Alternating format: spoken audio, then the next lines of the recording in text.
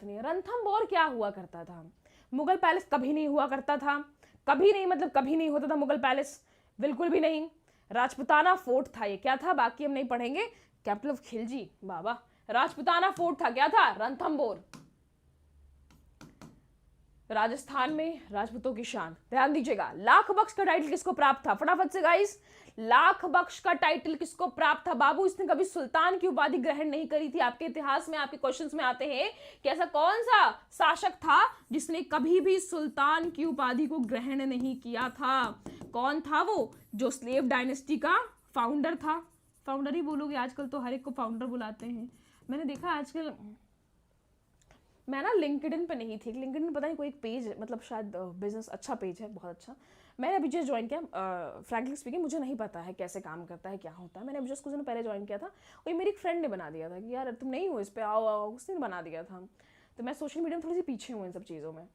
तो खैर वहाँ पे तो कनेक्शन ज़्यादा, मेरे पास प्रपोजल्स आते हैं, वो अलग बात है। तो अब मैं आपको बताती हूँ। तो वहाँ पे ना मैंने कई लोगों के देखा है, कई लोग जब पोस्ट डालते हैं तो लिखते हैं I am founder of this, I am founder of that, I am founder of that. ठीक है, अगर चैनल खोल के देख लोगे तो बोलोगे यार क्या है मतलब। तो फाउंडर ही बोल सकते हैं इसको भी। ये भी फाउंडर था, संस्थापक था स्लेव डायनेस्टी का, मामूलक वंश का। मामूलक का मतलब क्या होता है पहले यहाँ पे समझ लो। अगर कभी मामूलक दिखावा लिख जाए तो मत घबराना। मामूलक का मतलब होता है कि स्वतंत्र माता पिता की दास संतान। क्या बोला? स्वतंत्र माता पिता की दास संतान, मतलब उसके माँ पापा क्या थे? माँ पापा दास नहीं थे, माता पिता इसके दास नहीं थे। पहले कैसे बंधुआ मजदूरी चलता था, राइट? एक वंश दास, अगला वंश भी दास, उसका अगला वंश भी दास होगा। तो कहा ये कि ये दास होगा बच्चा, लेकिन इसके माता पिता स्वतंत्र होंगे। तो ये वो वंश था। ऐसा मत समझिए कि स्लेव बर स्लेव बर स्लेव, ऐसा नहीं आया था। ठीक है, तो इल्तुतमिश किसका स्लेव? इल्तुतमिश कह रहे हैं, कहाँ गया बाबू? हाँ, ऐबक ही लिखी गया है यहाँ पे। कुतुबुद्दीन ऐबक क्या था? ये घौरी का स्लेव था, सैन्य प्रमुख था। घौरी का कोई बच्चा नहीं था। तो इसके बाद ये बना। उसकी जितनी भी इंडिया में विजेत जगह थे, विक्ट्री किया था जिन जिन जगह पे उसने, उस जगह पे किसने राज करना शुरू किया? ऐबक ने। ऐबक के बाद कौन आता है? इल्तुतमिश आता है, राइट? अब इल्तुतमिश की बेटी कौन होती है? रजिया होती है इल्तुतमिश की बेटी। पहली महिला सुल्ताना दिल्ली के सल्तनत में बैठने वाली, जिसके बारे में हर एक इतिहासकार ने लिखा है। इबर्टी के बारे में पढ़ लो, हबीबुल्लाह के बारे में पढ़ लो, इन्होंने लिखा है कि रजिया में सिर्फ एक ही कमी थी, वो ये थी कि वो महिला थी। ये बात तो सही यार, लड़का होते तो कोई तकलीफ नहीं होता ना, कोई ताने नहीं होते, कोई कंपैरिजन नहीं होता। ये ऐसे नहीं, ऐसे बोलती है, ये वैसे बोलती है, ऐसे चलती है। लड़का होते तो सब अच्छा होता है ना, लड़का होते तो सब सही होता है ना, कुछ गलत नहीं होता। तुम कुछ भी बोल दो, क्लास के दौरान पे कुछ भी बोल दो, चलते चलते कुछ भी बोल दो, अपनी पूरी फीलिंग्स खुल के सामने रखो। लड़का होते तो सब चलता है, सारे नॉर्म्स हैं। लेकिन जितने रूल्स और रेगुलेशंस हैं, वो लड़की है तो ऐसे नहीं, लड़की है तो ऐसे नहीं, संस्कार नहीं तो ये नहीं वो नहीं। लड़का है तो सब चलता है। ज़िंदगी थोड़ा आसान होता है ना, राइट? हम लोग की ज़िंदगी थोड़ी सी आसान होती होगी। यस, हाँ। देखो यहाँ पे तो क्या हमने कहा रजिया के बारे में। तो भैया रजिया पहली महिला सुल्ताना। अब लाल टोपी पहन के जिसने न्याय मांगा था, क्या कहा मैंने? जिसने लाल टोपी पहन के न्याय मांगा था और जिसको प्रजा ने बैठाया था। अब भैया अपनी बेटी के लिए इसने, इल्तुतमिश ने क्या कहते हैं, अपने उत्तराधिकारी के लिए चालीसा गठन किया था। और उसी चालीसा जो उसकी उत्तराधिकारी की सेवा करेगा, संरक्षण करेगा। खैर उसके बाद कौन आएगा? बलबन आता है, राइट? क्योंकि रजिया के बाद वाले जो सक्सेसर होते हैं बड़े कमजोर होते हैं। सबके बारे में समझ में आ गया? तो भैया लाख बख्श की टाइटल इसको प्राप्त थी, कुतुबुद्दीन ऐबक को प्राप्त थी लाख बख्श की उपाधि, और इसने कभी सुल्तान की उपाधि ग्रहण नहीं करी थी।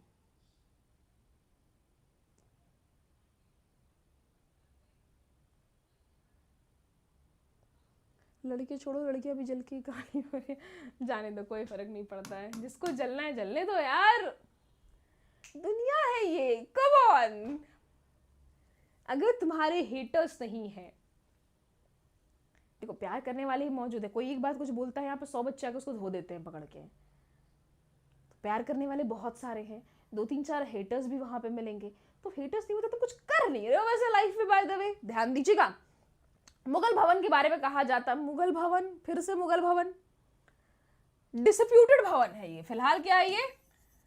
लीगल भाषा में इसको क्या बुलाएंगे बालक, इसको लीगल भाषा में बुलाएंगे डिस्प्यूटेड भवन है ये, इस पे स्टे लग जाना चाहिए बाय द वे। डिस्प्यूटेड है ये मामला कि ये मुगल भवन है कि ये तेजो महल है, ये डिस्प्यूटेड है। मैं नहीं कह रही हूँ, I am not giving any judgement, I am not passing anything, इसलिए थोड़ा मामला ही डिस्प्यूटेड है। तो बताओ भैया एक ऐसी बिल्डिंग के बारे में, ऐसा मॉन्यूमेंट के बारे में, या मकबरा जिसको बना दिया गया, जिसके बारे में कहा गया कि इसका यूनिक फीचर है, एग्जैक्टली लेंथ और ब्रेथ जो है वो इक्वल है, कौन सा है भैया, ताजमहल है। बात आई समझ में, जिसमें सारे कारीगरों के हाथ काट दिए गए थे, बोले खूबसूरती का नमूना बनाएंगे बीवी के मरने के बाद। अब बीवी के मैंने उसी की बहन से शादी कर लिया बाय द वे, अब बीवी मरी भी कैसे, 14 बच्चों को जन्म देते वक्त मर गई। अब बताओ भैया प्यार कहाँ से आया इसमें, कुछ भी कह देते हैं। आ जाओ अगला सवाल। इंग्लैंड के तत्कालीन राजा जेम्स फर्स्ट थे, इन्होंने जहांगीर के शाही दरबार में राजदूत के रूप में भेजा गया था। आओ इसकी कहानी के बारे में बताएं, थोड़ा सा ध्यान से सुनना, लेकिन मजाक मत करना, मॉडर्न हिस्ट्री में घुसा के पॉलिटी बताएंगे तुमको। 2 मिनट सुनो बस मेरी बात को। क्या हुआ और कैसे हुआ। ईस्ट इंडिया कंपनी कहाँ फॉर्म होती, लंदन में। ये तुम लोगों से पॉलिटी में सवाल पूछा जाता है कि ईस्ट इंडिया कंपनी कहाँ फॉर्म हुई थी, लंदन में फॉर्म हुई थी। उस वक्त पे भैया इनकी महारानी कौन थी, क्वीन कौन थी, Elizabeth Taylor first, Elizabeth Taylor first. इस महारानी ने क्या किया था, इनको एक चार्टर इशू किया था। चार्टर क्या इशू किया था कि ये जो है भारत जाके व्यापार कर सकते हैं। 1599 में जॉन मैकेंजिल जो थे वो आए थे इंडिया में, जब अकबर का शासनकाल चल रहा था, ठीक है। जब इंडिया में आए तो यहाँ पे देखा व्यापार की अपॉर्चुनिटी तो बहुत ज़्यादा है, पुर्तगाल भी यहाँ पे काम कर रहे हैं, यहाँ पे डच भी काम कर रहे हैं, तो इन्होंने यहाँ पे आके चार्टर वार्टर लेके भैया ये लोग इंडिया सेटल करने मांगते हैं। 15 साल का इनका चार्टर था, 15 साल तक ये भारत में ट्रेडिंग कर सकते थे। इसके बाद अगली बार जो बंदा आता है, जिसे भैया उस वक्त राजा जो थे, राजा तुम्हारे अरे क्या नाम है, किंग जेम्स फर्स्ट। अब अकबर की मृत्यु हो गई है, जहांगीर के दरबार में ये आते हैं। बताओ जल्दी से नाम बताओ, तुम लोग को ट्रिक के साथ बताए थे। कहाँ हो तुम लोग, Hawkins cooker, very good. Sorry क्या कहा मैंने, जॉन हॉकिंस, ठीक है। तो जॉन हॉकिंस जो थे दोबारा आए थे इनके दरबार में, जहांगीर के दरबार में आए थे। अब दूसरी बात सुनो, लैंड रूट से अगर कोई इंडिया में यूरोपियन आया था, जब तुम पढ़ोगे क्या मॉडर्न हिस्ट्री, जब पढ़ोगे मॉडर्न हिस्ट्री में, जैसे हम कहते हैं क्या अंग्रेजों का आगमन या कह लो यूरोपियंस का आगमन, आप मॉडर्न हिस्ट्री में क्या पढ़ते हो, एडवेंट ऑफ यूरोपियंस। हिस्ट्री में एक चैप्टर है ना मॉडर्न हिस्ट्री में, अगर यूपीएससी की प्रिपरेशन करते हो या अगर स्टेट पीसीएस की प्रिपरेशन करते हो तो वो पढ़ना है, एडवेंट ऑफ यूरोपियंस। तो जब एडवेंट ऑफ यूरोपियंस पढ़ते हो क्या पढ़ते हो, ये लोग आए थे, देखो बाकी जितने भी लोग इंडिया में एंटर करे थे वो सारे कहाँ से एंटर करे थे, पानी के रास्ते से आए थे, थल मार्ग से आए थे, पानी के रास्ते से आए थे। लैंड रूट से आने वाला बाबू यही था, कौन, जॉन मेडल जो था, जॉन मेडल हॉल यही था, मेडन हॉल, ऐसा नाम भी रखता है ना ये लोग, क्या बताएं, मेडल हॉल था। तो जाहिर सी बात है आएगा तो कहाँ से घुसेगा, उधर सिंध कश्मीर वाला एरिया होते होते, और उस टाइम पे भैया मुगलों का शासन था, तो इन्हीं लोग से मुलाकात होगा इसका। बात समझ में आई। ऐसा ना बोली धमकी आने लगेंगे आपको, कोई बात नहीं बेटा, धमकी आ रहे हैं, आने दो, क्या फर्क पड़ता है यार, हटाओ। आइए भाई अगला सवाल देख लेते हैं। किस खिलजी के शासक ने या रूलर ने बस गद्दी पर बैठने के लिए अपने ससुर और चाचा को मार दिया था। ससुर भी इसलिए बनाया था क्योंकि भैया ये उस वक्त पे सुल्तान था, पैसा था। देख रहे हो लालच की दुनिया पहले से चली आ रही है। आज कहते हो लोग दहेज लेते हैं, हाँ पहले से चली आ रही है। लालच की दुनिया जो है ये दहेज लालची हो गए, ये पैसे के लालची हो गए। आजकल होता है ना, अच्छा लड़की अर्न कर रही है इतना अच्छा, ओके कुछ ऐसा वाला। ऐसे लड़कियां भी होती है लड़के भी होते हैं, दोनों साइड्स पे होते हैं, ऐसा कुछ नहीं है। खैर तो कौन क्या था, आप लोगों ने मूवी देखी है। अधिकतर लोग को तो हिस्ट्री पता भी नहीं होती है। आधे लोग तो मूवी बॉलीवुड चलाता था पहले, एक टाइम ऐसा चलता था हमारा जब हमें आधे से ज़्यादा बॉलीवुड चलाता था। बॉलीवुड में ये स्टाइल चल रहा है तो हम ये स्टाइल करेंगे, बॉलीवुड में तेरे नाम हेयर स्टाइल चल रहा है हम तेरे नाम करेंगे, ठीक है। तो कुछ ऐसा सीन, ओके। तो भैया कौन था, अलाउद्दीन खिलजी। अब अलाउद्दीन खिलजी के बारे में चीज़ें तो बहुत सारी हैं, क्यों, जब भी दिल्ली सल्तनत से जब भी क्वेश्चंस बनते हैं तो अलाउद्दीन खिलजी से बहुत सारे सवाल बनते हैं। क्यों, इसकी पॉलिसीज़ की वजह से। ये बहुत सारी पॉलिसी लेके आया था। अब हम 2 मिनट पानी पियेंगे, हम कंटिन्यूसली बोल रहे बिना सांस लिए, पहले बता रहे, और तुम लोग को ज़रा सा भी इतना शर्म नहीं है कि कम से कम मेहनत को कम से कम ठीक करे, उस क्लास को शेयर करे। नालायक को तुम लोग डिप्रेशन में डाल दो अच्छे खासे आदमी को।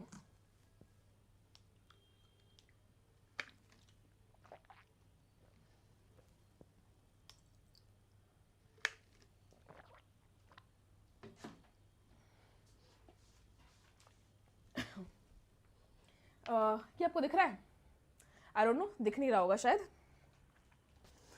ये मेरा ट्रिक है बाय द वे, मतलब ये मेरा, मैं अपनाती हूँ। मैं अभी जस्ट पानी पीने गई तो मुझे दिखा, जब भी मुझे कोई किताब बहुत बड़ी लगती, इतनी मोटी किताब लगती है ना, तो क्या होता था ना, क्योंकि बहुत सारी किताबें पढ़नी होती थी, बहुत सारी, आज ही बहुत सारी किताबें पढ़नी होती हैं, तो मैं क्या करती थी उनको कि देखो वैसे लॉ के एक्ट्स वगैरह जो हैं उस पर तो अपन पिन कर करके पढ़ते हैं, उसको तो नहीं कर सकते हैं वैसा उसके साथ, क्योंकि कोड लेके जाना होता है। लेकिन जब मैं कोई रैंडम किताबें पढ़ती हूँ, जब मैं नॉलेजेबल वाली चीज़ें, और मुझे लगता है कि किताब बहुत मोटी हो गई, तो आधे टाइम में उस किताब को उठा के पढ़ते पढ़ते चलने में, क्योंकि अपन बोर हो जाते हैं बैठे बैठे, तो बहुत भारी लगता है किताब, तो मैंने क्या किया कि मैं किताब को फाड़ देती हूँ सब्जेक्ट वाइज। मान लो इतनी मोटी किताब है, तो मैंने उसको सब्जेक्ट वाइज निकाल दिया। ऐसे ना कंप्लीट करने में मुझे आसानी लगता है। मुझे लगता है देखो जैसा आपका मन माने, मुझे लगता है हाँ ये मैं कर लूँगी, अब मैं कर लूँगी। मन नहीं घबराएगा तुम्हारे, बीच में लगेगा कि हाँ, और तुम्हारा कॉन्फिडेंस बूस्ट होता है। मुझे लगा अच्छा मैंने इतना ये सब ना पूरा मैंने ख़त्म कर लिया, ठीक है, मुझे लगा ये ख़त्म कर लिया, ये देखो अभी जैसे ये कहाँ गया, ये जो है, ठीक है, अभी ये मैंने ये सेक्शंस मैंने अलग कर लिए हैं। ये सेक्शन जो ये एक पूरा सेक्शन अलग है, पूरा सेक्शन जो है ये इतनी मोटी है, इतनी मोटी है, और ये पूरा सेक्शन क्या है, अलग है। तो ये मुझे पढ़ने में से क्या होता है, कंप्लीट करने में मुझे आसानी होता है। फिर कंप्लीट करने जब मैं रिवाइज करने जाती हूँ तो मुझे और ज़्यादा आसानी होता है इसको पढ़ने में, कि अच्छा ठीक है चलो एक साइड पर सब कुछ कर लिए एक प्रॉपर तरीके से, और फिर पढ़ते गए, और इसमें इंपॉर्टेंट पॉइंट्स बनाने में, फिर जब नोट्स बनाओगे तो तुम्हारा नोट्स बहुत सही नोट्स बनता है बेसिकली। जैसे दिख गया मुझे, तो कई बार क्या होता है ना कि हम पहले डर जाते हैं। जो लोग एकदम पढ़ाई स्टार्ट करेंगे ना, उनको क्या लगता है, अरे यार बहुत मोटा किताब है, ठीक है, क्या लगता है बहुत मोटा किताब है यार, नहीं पढ़ पाएंगे, कैसे हो पाएगा। तुम्हें जैसे अच्छा लगता हो, कभी दुनिया की परवाह मत करो, अरे यार दुनिया क्या बोलेगी, तुमने ऐसे फाड़ दिया, दुनिया क्या बोलेगी तुमने वैसे, नहीं, तुम्हें अपनी सहूलियत के हिसाब से काम करो। हमेशा देखो कि तुम किस में कंफर्टेबल हो। दुनिया के प्रेशर में आके काम करोगे पढ़ोगे नहीं होगा यार। कोई कहते हैं लोग पूरे घर में नोट चिपका के रखे हैं, पेंटिंग कर दिया, पेंटर बना दिया, अरे यार मेरी मर्जी, मैं कैसे पढ़ रहा हूँ, जिसको जैसे अच्छा लगता है वो वैसे पढ़ता है, राइट। चलिए अगला सवाल ध्यान दीजिएगा। सिटी ऑफ धिल्लिका, धिल्लिका जो नाम था ये असल में दिल्ली, जो आज की दिल्ली है, इसको धिल्लिका बुलाते थे। क्या बुलाते थे, धिल्लिका। मेरे को उसको बाइंडिंग करानी बची हुई है। मैं क्या करती हूँ, मैं इसको सेक्शंस अलग अलग कर लेती हूँ, फिर इसको बाइंडिंग कर देती हूँ, और बाइंडिंग करवा के हाथ में लेने में इजी होता है। जहाँ भी घूम रहे हो, घूमते घूमते पढ़ लो, कहीं चल रहे हो पढ़ते पढ़ते पढ़ लो, रिविजन कर लो आराम से, है ना। क्या ड्रीम है भाई, देखा ही नहीं मैंने कमेंट सेक्शन तो। अरे रब्बा क्या चल रहा है बाबू लोग कमेंट सेक्शन में। Guys share the class.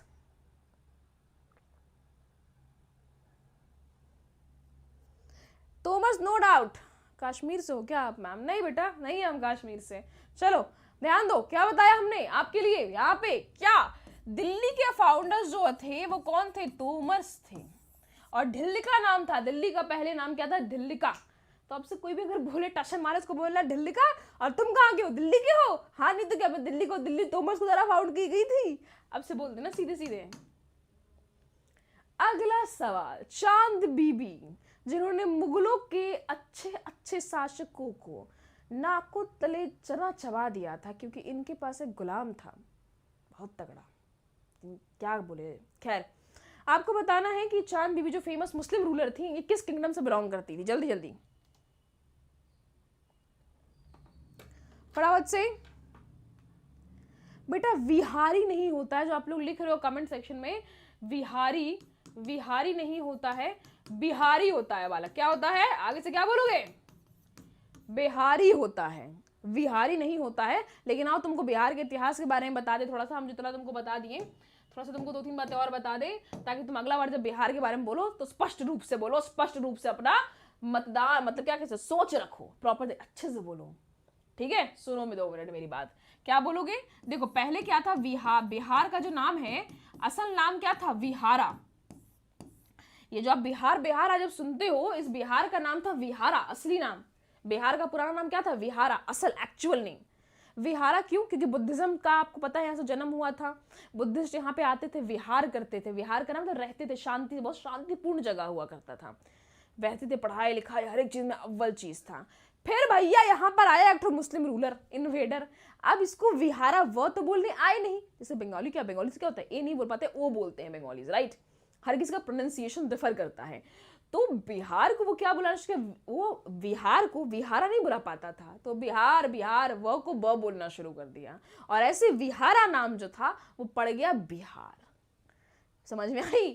तो पापा पढ़ाते थे मेरे को, जब बचपन में संस्कृत पढ़ाते थे, पापा की आदत थे सुबह 4 बजे जब उठते दौड़े हुए पापा दादाजी मेरे एक्चुअली मतलब संस्कृत विशेषज्ञ थे, खैर का बात नहीं, BHU में। हाँ, तो मैं बता रही हूँ तो बिहार के बारे में, तो क्या बोलते हैं यार, भूल गई तुम लोग की वजह से मैं। हाँ, तो तत्भव और तत्भव के बिगड़े हुए शब्द को तत्सम कहते हैं, कुछ ऐसा था ना, please correct me if I am wrong, मैं थोड़ा सा गलत हूँ इसमें, आई नो। तो ये बिगड़ा हुआ शब्द है असल में, ये जो बिहार नाम आप सुनते हो ये एक्चुअली बिगड़ा हुआ शब्द है, ये विहारा था, जिसको उसने क्या बुलाया, वह बोल नहीं पाया, अब भैया उसका टोन तो अलग होगा, तो क्या बोला, कहाँ है भैया, तो बिहार में, विहारा में नहीं है, वह नहीं बोल पाए, तो वह को क्या बोल दिया, वह को ब बना दिया, और ऐसे पड़ गया विहारा का नाम बिहार। समझ में आई बातें?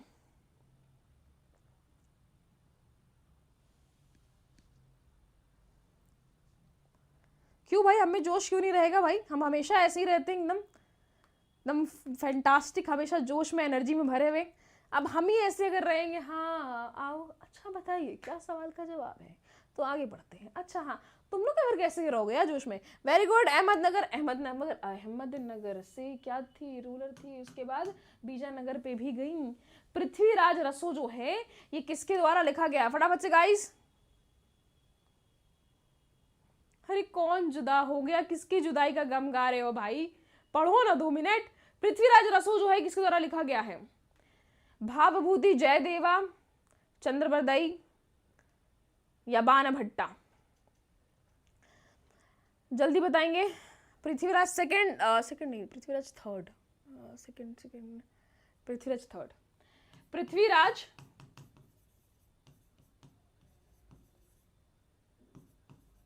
थर्ड के बारे में, उनकी पूरी लाइफ के बारे में लिखा गया था, चांद बरदाई ने लिखा था।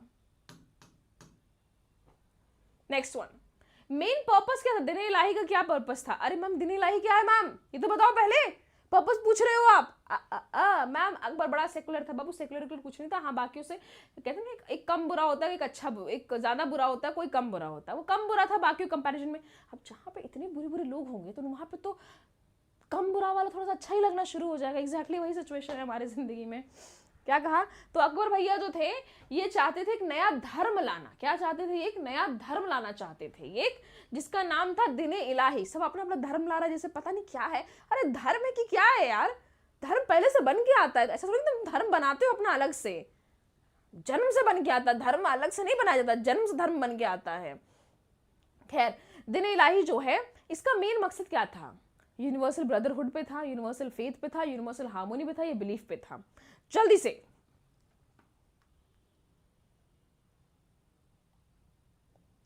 फटाफट फटाफट फटाफट। नहीं बेटा अभी कहाँ खाएंगे, तुम लोग क्लास खत्म करके ना खाना खाएंगे यार। Good good good good good good good. कब, यूनिवर्सल फेथ, बहुत बहुत बढ़िया। क्या बोला, यूनिवर्सल फेथ होना होगा। अब बोला कि भैया भेदभाव पर डिपेंडेंट नहीं रहेगा, चुगलखोरी नहीं करने का, किसी की बुराई नहीं करने का, वैसे इस्लाम धर्म भी कहता है इन सब चीज़ों में पूरी तरीके से प्रोहिबिटेड है, दीज थिंग्स आर, गलत चीज़ें बिल्कुल ही प्रोहिबिटेड हैं। बातें समझ में, बहुत अच्छी चीज़ें लिखी गई हैं, जैसे रूल्स हैं, डू एंड डोंट्स हैं, अगर आप प्रॉपर अगर आप पढ़ोगे तो इस्लाम धर्म में बहुत सही चीज़ें लिखी गई हैं। ऐसा नहीं है जैसे आपको गीता में लिखी गई हैं चीज़ों के बारे में एकदम सही और सटीक, तो उसमें सारी चीज़ों को प्रोहिबिशन माना गया है, गलत माना गया है, शराब पीना हराम माना गया है, बुराई करना हराम माना गया है, ठीक है, बहुत सारी चीज़ें, लेकिन लोग फॉलो कहाँ करते हैं, वो वाली बात होती है ना। गीता कह लो, कुरान कह लो, बाइबल कह लो, कहा था सब अच्छी चीज़ है, लेकिन लोग फॉलो कहाँ करते हैं, मेन पंखा तो वहाँ है। अगला सवाल, इंडियन रिबेलियन कब शुरू हुआ था? भैया बता दो, आज तो बता ही दो तुम लोग हमको, आज बोलो इंडियन का रिबेलियन जो था पहली बार कब शुरू हुआ था? पहली बार ऐसे पहली बार शुरू तो हम सबने नरसिम्हा राव वो रेड्डी वाली मूवी देखी है सभी ने, क्या जबरदस्त मूवी है ना यार, सीरियसली। बताओ 1857 के पहले से रिवोल्ट शुरू हो गया था, लेकिन ऑफिशियल अगर डेटा पर आ जाए, क्योंकि भैया देखो हम लोग हैं थोड़े से पागल आदमी, क्या है हम लोग हमेशा ऑफिशियल डेटा पर चलते हैं, कहते हैं कि बाबू एक बात बताओ, इनका जन्म भगवान का जन्म हुआ था क्या, हम लोग को सबूत दो, सर्जिकल स्ट्राइक हुआ था क्या, सबूत दो। तो ऐसा तो हमारा जनरेशन है। खैर कोई बात नहीं, आपकी इंडियन पॉलिटी में अगर आप आओगे तो पहला भारतीय विद्रोह कब शुरू हुआ था, कहां से याद आ रहा है तुम लोग को, बैरकपुर यानी बंगाल से। लेकिन असली विद्रोह शुरू हुआ कैसे भैया, मेरठ से जाके वो क्रांति पकड़ लिया। मेरठ से क्या कर लिया, क्रांति पकड़ लिया उसने।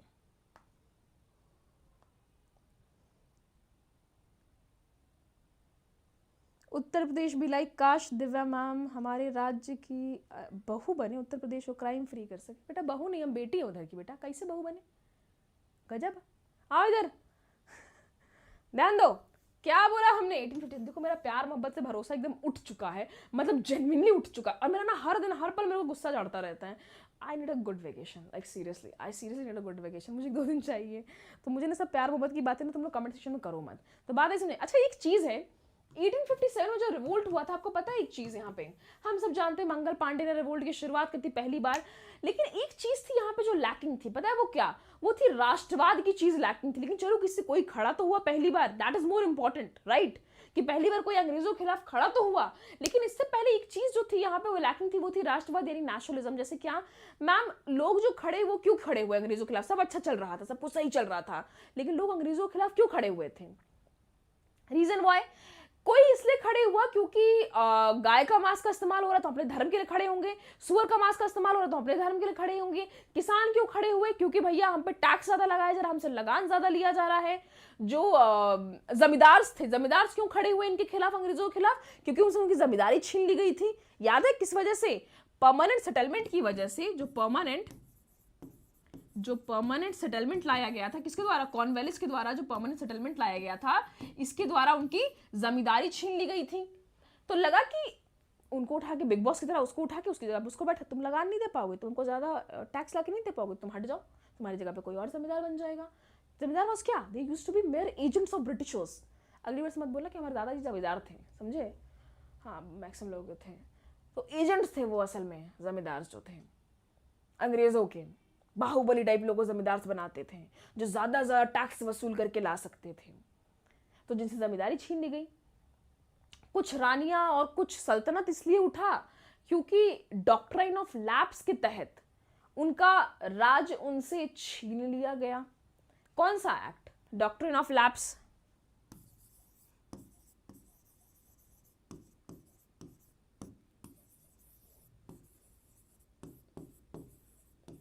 डॉक्टर फ्लैप्स कौन लेके आया था, ये बड़ी बात है। डलहौजी बाबू जो है ये लेके आए थे। सारा खुराफाती दिमाग जो था इसी के दिमाग में था। जवान आदमी था, युवा आदमी था, बोला कि भैया हम कुछ कुछ तूफानी करते हैं। बोला हम कुछ तूफानी करेंगे, और क्या लेके आया, बोला एक तो एक्ट लेके आएंगे। एक्ट क्या लेके आएंगे, देखो ये लोग 3 चीज़ लेके आए थे। जब भी इनके बारे में पढ़ो तो 3 चीज़ याद रखना। इन अंग्रेजों ने 3 दाव खेला था, गद्दारी करने में कतई पीछे नहीं थे ये लोग। अच्छा खैर, हजरत बेगम इसलिए उठी थी, जैसे अब पहले बताते हैं, पहले 3 चीज़ बताते हैं। पहला क्या था, रिंग फेंसिंग। पहला क्या था, रिंग फेंसिंग, सुनना ध्यान से। दूसरा क्या था, सब्सिडरी अलायंस, वो वाला सब्सिडरी नहीं जो तुम लोग गैस पे मिलता है तुम लोग को, तो पैसा वापस कर लेंगे, सब्सिडरी अलायंस। तीसरी चीज क्या थी, डॉक्ट्राइन ऑफ लैप्स। ये 3 हथकंडे लेके आए थे, जैसे हमारे घर में लाए जाते हैं ना शादी के बारे में। पहला क्या होता है, डांटना, कि नहीं करोगी शादी, तुम कैसे नहीं करोगी तुम शादी, हैं, इज्जत का ख्याल नहीं है हमारे, हाँ समझ नहीं आ रहा है, हमारे यहाँ 25 साल होते हो तो लड़की की शादी हो जानी चाहिए, 25 ईयर्स मतलब लड़की की शादी हो जानी चाहिए बस, अब और नहीं। दूसरा हथियार, इमोशनल करेंगे, शादी नहीं करोगी तुम, बताओ ऐसे वैसे भी। तीसरा बार समझाना चलता है। वैसे इनका भी हथियार था, अंग्रेजों का अपना हथियार था। अंग्रेजों ने रिंग फेंसिंग में क्या बोली, बोली कि रिंग फेंसिंग में था ये हम, ये हमारे दोस्त और ये हमारे दुश्मन, मतलब ये है अंग्रेज बैठे हुए, ये इस अपने दोस्त को बफर स्टेट के तौर पे यूज करते थे, इनके जैसे दोस्त हो ही ना। मतलब ये जब दुश्मन आए, ये बाहर वाला जो गोला है, ये बाहर वाला गोला क्या है, इनका दुश्मन है। तो जब दुश्मन आएगा तो इनके दोस्त पर अटैक करेगा, जब इनके दोस्त पर अटैक करेगा तो ये अंदर चौकन्ना हो जाएंगे, भैया दुश्मन जो है वो द्वार पर आ चुका है, द्वार लग चुका है, द्वार लगे, भाग लो या निपट लो। तो ये था रिंग फेंसिंग। बफर स्टेट के तौर पे यूज करते थे ये। सब्सिडरी अलायंस क्या था?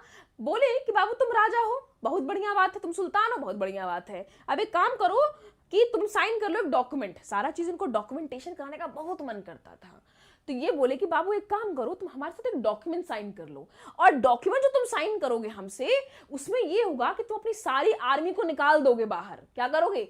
अपनी सारी आर्मी को तुम बाहर निकाल दोगे, और उस आर्मी की जगह पे तुम हमें, हमारे ब्रिटिशर्स को, ब्रिटिश की सेना को तुम अपनी आर्मी में डाल लोगे। मतलब क्या, घर के अंदर जासूस घुसा लो। तुमको याद है जब मराठा के साथ जब सब्सिडरी अलायंस किया गया था, तो सारे मराठा जब सेना से निकाल दिए गए मराठा सैनिक, तो सारे बेरोजगार हो गए थे, जिससे मैक्सिमम लोगों ने पिंडारियों को ज्वाइन कर लिया था। भैया खाने को पैसा नहीं था, क्या करते? तो इन लोगों ने पिंडारियों को ज्वाइन कर लिया था। पिंडारी से तुमको वीर मूवी याद आ जाएगा, जहां से पकड़ता हूँ वहां से कितना 2.5 किलो गोश्त, कितना गोश्त निकाल लेता हूँ। सलमान खान, लेकिन सलमान खान है, मानते हो कि नहीं? खैर, दूसरी चीज क्या बोला सब्सिडरी अलायंस, कि तुम्हारी सेना को निकाल दिया जाएगा, तुम्हें हम प्रोटेक्शन प्रोवाइड करेंगे, क्योंकि हम भैया दादा वो रंगदारी वाले, कि तुमको सबसे हम प्रोटेक्शन प्रोवाइड करेंगे, तुम चिंता मत करो तुम किसी भी चीज का। ये था सब्सिडरी अलायंस। तीसरा क्या आया? Doctrine of lapse. क्या बोला कि जिसका बाबू खुद का बच्चा नहीं है, खुद का बाल बच्चा जिसका नहीं है, जिसका खुद का बेटा नहीं है, खुद का कोई वारिस नहीं है, खून का कोई वारिस, खून वारिस यानी अपना सगा कोई बच्चा नहीं है, तो ऑटोमेटिकली उसका राज ब्रिटिशर्स अपने अंडर कर लेंगे, और कानून के तहत, इनके डॉक्ट्रिन ऑफ लैप्स वाले कानून के तहत ऑटोमेटिकली उसका राज क्या हो जाएगा? अंग्रेज के अंडर आ जाएगा। Did you all got my point? समझ में आया सभी को? समझ में आया? क्या बोला इसने? तो उसके तहत तो भैया बहुत सारे ऐसे राजा निकले थे, क्योंकि इन लोगों ने लॉ ही पास किया। ये देख के देखो, कमजोरियों को देख के कोई तुम्हारे साथ कुछ करता है। इन लोगों ने देखा कि अच्छा यहाँ पे तो इन राजाओं में बनती नहीं है, तो चलो यहाँ पे फूट डाल के राजनीति करते हैं, लालची हैं तो गिफ्ट देते हैं। अच्छा, बहुत सारे राजा की खुद की संतान नहीं है, अगर आपने गोद भी लिया है तब भी आप उसको नहीं दे सकते हो। हाँ, आप उसको एक प्रॉपर्टी दे दो, कोई एक सूबा दे दो, थोड़ा बहुत संपत्ति दे दो, लेकिन तुम उसे पूरा का पूरा राज नहीं दे सकते हो, पूरा का पूरा राजपाट आप उसको नहीं दे सकते हो। ये एकदम क्लियर का फंडा था इनका। बात आई समझ में? बाबा बुझेगी? अच्छा सो भाई,